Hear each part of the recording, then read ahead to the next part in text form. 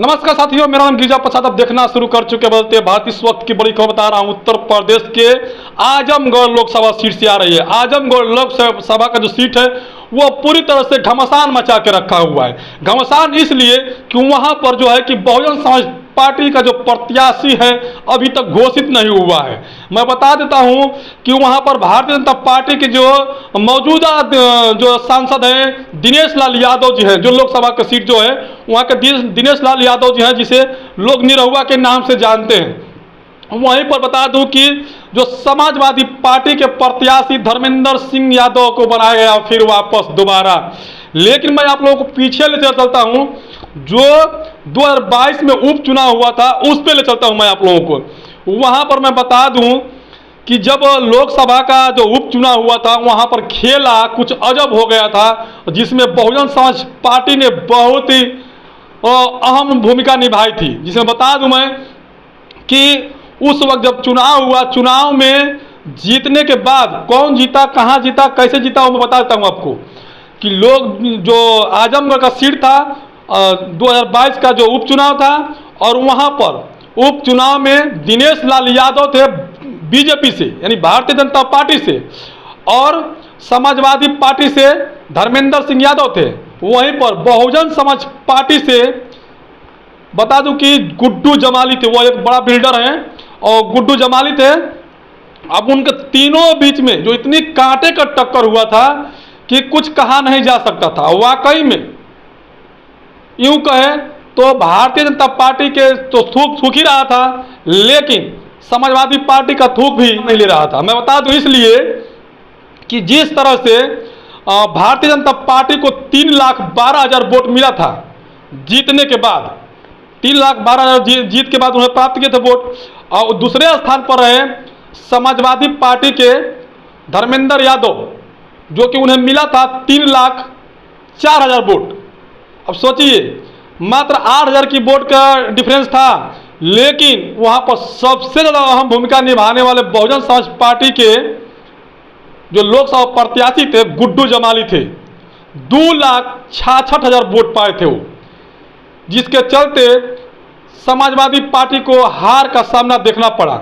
लेकिन कुछ पहले मैं आपको बता देता हूं कि क्यों वहां पर हार देखना पड़ा, क्योंकि बहुजन समाज पार्टी के साथ तलका तलखी उस वक्त हुआ था और वह गठबंधन में नहीं थे, जिसके वजह से धर्मेंद्र सिंह यादव की हार का मुंह देखना पड़ा। लेकिन मैं बता दूं, जो 2024 का लोकसभा का चुनाव है बड़ी दिलचस्प होने जा रहा है। वहीं पर जो आजमगढ़ का सीट है एकदम वहीं पर होने जा रहा है, क्योंकि जो मौजूदा लोकसभा सांसद, जो लोकसभा के प्रत्याशी हैं दिनेश लाल यादव हैं, जो मौजूदा भी हैं और चुनाव में लड़ रहे लोकसभा प्रत्याशी भी बने हुए हैं। और दूसरी मैं बता दूं कि जो समाजवादी पार्टी से है फिर वापस धर्मेंद्र यादव को लाया गया है उसी आजमगढ़ के लोकसभा सीट से। लेकिन कारण क्या है, क्यों लाया गया, ये बता देता हूं मैं आपको। समाजवादी पार्टी में गुड्डू जमाली समर्पित हो गए, यूं कहे तो बहुजन समाज पार्टी का दामन छोड़ करके समाजवादी पार्टी का दामन थाम लिए, यानी साइकिल पर सवार हो गए गुड्डू जमाली, जिसके चलते बहुजनों में यह लगा कि अब कौन प्रत्याशी होगा। और समाजवादी पार्टी को इस बात को एहसास हो गया कि अब तो गुड्डू जमाली को मैं ले लिया तो धर्मेंद्र यादव की जीत पक्की हो जाएगी, और उन्हें अभी भी अहंकार भरा हुआ है। लेकिन मैं बता दूं, एक चेहरा ऐसा सामने निकल के आ रहा है कि हाँ पुराना चेहरा है लेकिन ताजगी उतना ही है। बता देता हूं मैं, जिनका नाम है डंपी अकबर अहमद जी। ये वही डंपी अकबर अहमद जी हैं जो जिनके चलते पूरे भारत में तूती बोलती थी और पूरे माने जाने थे, लोग जानते थे, उनके पूरे भारत के कोने कोने के लोग जानते थे डंपी अकबर अहमद जी को। और वो बताता हूँ, नैना बलसावरे एक एक्ट्रेस थी, जो अभिनेत्री थी, उनसे वो शादी की है और उनके शादी में भी वो पूरे चर्चित हो गए। मैं बता इसलिए बात को लेकर आ रहा हूँ आप लोग के बीच में कि वो एक चर्चित चेहरा है, माने जाने चेहरा है, लोकसभा प्रत्याशी भी जीत चुके हैं वो। लेकिन पिछले जो 2022 से पहले जो 2019 का चुनाव था उसमें शायद उससे पहले बीएसपी के दामन से ही शायद वो हार चुके थे चुनाव। फिर बीच में उनका थोड़ा सा डाउन हो गया, लेकिन फिर यह खबर निकल के आ रही है कि बहुजन समाज पार्टी के जो बैनर तले चुनाव लड़ने की तैयारी चल रही है डंपी अकबर अहमद जी को, क्योंकि जिस तरह से गुड्डू जमाली को ले लिया गया जो समाजवादी पार्टी के द्वारा, तो बहुजन समाज पार्टी तलाश कर रही है। उसी तलाश में जो है कि उनकी तलाश खत्म होने जा रही है जो डंपी अकबर अहमद जी हैं वहाँ पर, क्योंकि वही डंपी अकबर अहमद जी हैं जो पूरे भारत में लोग जानते हैं। और फिर एक बार लोग कह रहे हैं कि इस बार जो है कि बहुजन समाज पार्टी जीतने जा रही है, हराने के लिए नहीं, इस बार जीतने के लिए जा रही है। और डंपी अकबर अहमद वह मजबूत नेता हैं कि जीतने से वो पीछे नहीं हटते हैं।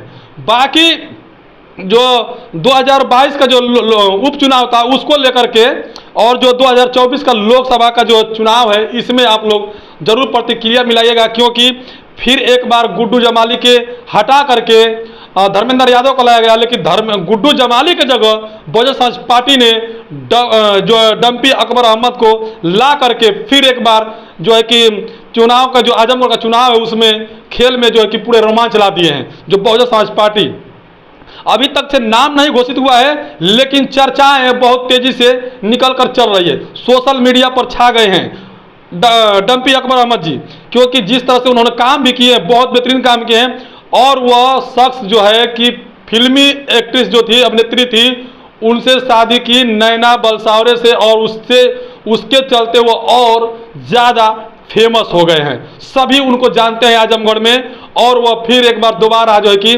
चुनाव लड़ने की तैयारी में है बहुजन समाज पार्टी के बैनर तले। इस बार देखते हैं कि क्या होता है, क्योंकि दिलचस्प जो है कि इसमें बढ़ते जा रहा है, लोगों का इंटरेस्ट बढ़ते जा रहा है कि आजमगढ़ का चुनाव एक अलग हो जाता है। हर बार चुनाव से वो अलग होते ही जाता है, और जो 2024 का चुनाव है उसमें और अलग होने जा रहा है। बाकी आप लोग जो डंपी अकबर अहमद जी हैं, धर्मेंद्र यादव हैं और दिनेश लाल यादव हैं, इनके बारे में आप लोग कितना जानते हैं कमेंट करके जरूर बताइएगा, क्योंकि कमेंट ही आपका हमें सहयोग करता है।